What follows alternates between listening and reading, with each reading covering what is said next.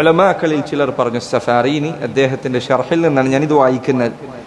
അദ്ദേഹം പറഞ്ഞു, മിനസ് സറഫി അൻ തഅകുല കുല്ല മഷ്തഹൈത്, ആഗ്രഹിക്കുമ്പോഴെല്ലാം ഭക്ഷണം എടുത്ത് കഴിക്കുക എന്നത് അതിരുകവിച്ചിലിൽ പെട്ടതാണ്. ഇടയ്ക്കെപ്പോഴെങ്കിലും വിശപ്പ് അറിയണ്ടേ? അതുകൊണ്ടാണ് ഇടയ്ക്കെപ്പോഴെങ്കിലും വിശപ്പ് അറിയുന്നതിന് പല ഉപകാരങ്ങളും, ധാരാളം ഫവായിദുകൾ, ശരീരത്തിന് ധാരാളം ഉപകാരങ്ങൾ അതിലുണ്ട്. എപ്പോൾ നോക്കിയാലും വയറ് നിറച്ച് വയറിന് എപ്പോഴും പണി കൊടുത്തുകൊണ്ടേയിരിക്കുക എന്നത് ശരീരത്തിന് നല്ലതല്ല. അതിൻ്റെ ആരോഗ്യപരമായ കാര്യങ്ങൾ ധാരാളമുണ്ട്. ഞാൻ പറയാം, നിങ്ങൾക്ക് ചിലപ്പോൾ എന്നെക്കാൾ കൂടുതൽ അറിയുന്നുണ്ടായിരിക്കും. അതിൽ മതപരമായ അനേകം ഗുണങ്ങളുണ്ട്. ഇബാദത്ത് മടുക്കാതെ ചെയ്യാൻ പറ്റും, ഉന്മേഷം ഉണ്ടാവും.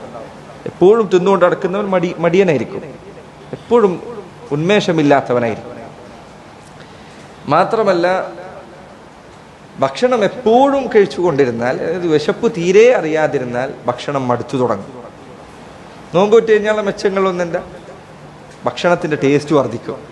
എന്തുകൊണ്ടാണ്? വിശപ്പ് അറിയുമ്പോൾ ഭക്ഷണത്തിൻ്റെ രുചി അധികരിക്കും. വിശപ്പ് നീ അറിയുന്നില്ലെങ്കിലോ രുചി വളരെ കുറവായിരിക്കും. എത്ര നല്ല ഭക്ഷണം മുന്നിൽ കൊണ്ടുവച്ചാലും അതിൻ്റെ രുചി പൂർണ്ണമായി ആസ്വദിക്കണമെങ്കിൽ കുറച്ച് വിശപ്പറിയണം. നോമ്പിൻ്റെ മേന്മകളിലൊന്ന് ഭക്ഷണത്തിൻ്റെ മധുരം തിരിച്ചു കൊണ്ടുവരുമെന്നതാണ്.